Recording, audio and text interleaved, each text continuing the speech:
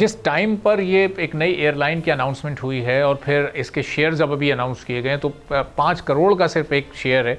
अब ऐसे मौके पर जो बड़े इन्वेस्टर्स अगर पीआईए को एक्वायर करने का या उधर वो बिड करने का सोच भी रहे थे, तो आपको नहीं लगता कि वो फिर सोचेंगे कि या तो हम अपनी एयरलाइन खड़ी कर लें या इस नई प्राइवेट एयरलाइन में हम शेयर्स को परचेज़ कर लें?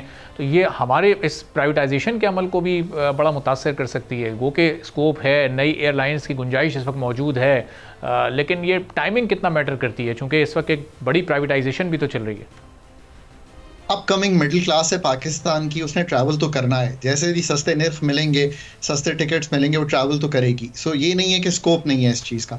दूसरा मैं एक और भूल गया, एक और आपकी लोकल एयरलाइन एयर ब्लू ने भी बिड किया था। सो सबका इंटरेस्ट आया था। सो एक तो ये है कि पीआईए की अपनी एक पैराफिनेलिया है, लैंडिंग राइट्स हैं, ब्रांड इमेज है। सो अब इस सब को तो बनाना पड़ेगा आपको, और इस सब की वैल्यू तो क्रिएट करनी पड़ेगी। और फिर ये भी कहना कि चलें एम्प्लॉयज़ जो हैं कि आप 7-8 हज़ार रह गए हैं, उनको कोई गोल्डन हैंडशेक्स देने हैं वो भी दे दें।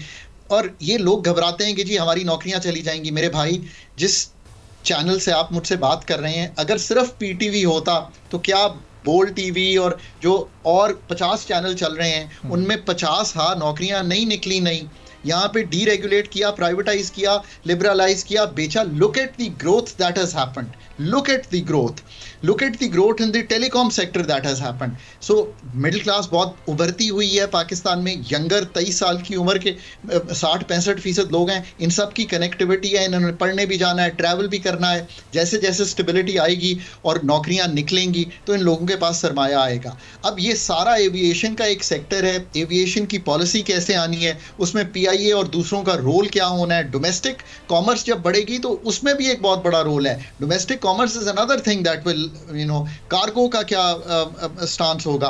सो I think you are right. 25 crore का मुल्क है, इर्द गिर्द की ट्रैवल है, ये बहुत बड़ी। हब्स कैसे बनेंगे? ये एक हब एंड स्पूक मॉडल है, और मैंने कई दफ़ा इस पर भी लिखा है कि यार पाकिस्तान, इस्लामाबाद, कराची दोनों हब एंड स्पूक बनने चाहिए, जिस तरह आपने दुबई, कतर वगैरह को बनते देखा है। हाँ, यहाँ तो आबादी इतनी ज़्यादा है, ज़रूर बन सकते हैं। बट हैविंग सेड दैट, ये सारी एफिशिएंसीज लाना, ये सारा कुछ क्रिएट करना, प्राइवेटाइजेशन, फाइनेंस, ये सारे काम जो हैं उनको करने हैं। इनमें कैपेसिटी बिल्ड करनी है हमने कि ये सारी चीज़ें डिलीवर कर सकें, और आहिस्ता आहिस्ता इन एसेट्स को निकालना है। गवर्नमेंट को एक अच्छा रेगुलेटर बनना है। यहाँ पे एक और प्रॉब्लम है, सिविल एविएशन रेगुलेटर भी है और एयरपोर्ट भी चला रहा है। अब आप खुद सोचिए कि ये भी एक वो है। मतलब मैं आपको एक मिसाल देता हूँ, मैं सिडनी में काम करता था तो हम सिडनी एयरपोर्ट के शेयर खरीदा करते थे। मैं जब ऑस्ट्रेलिया में काम किया करता था। क्यों? क्योंकि सिडनी एयरपोर्ट तो स्टॉक एक्सचेंज पे लिस्टेड था। कोई वो सिडनी एयरपोर्ट अथॉरिटी तो नहीं थी। सिडनी एयरपोर्ट एक प्राइवेट सेक्टर ऑपरेटर चलाता था उसको। सिडनी अथॉरिटी तो सिर्फ उसको रेगुलेट करती थी।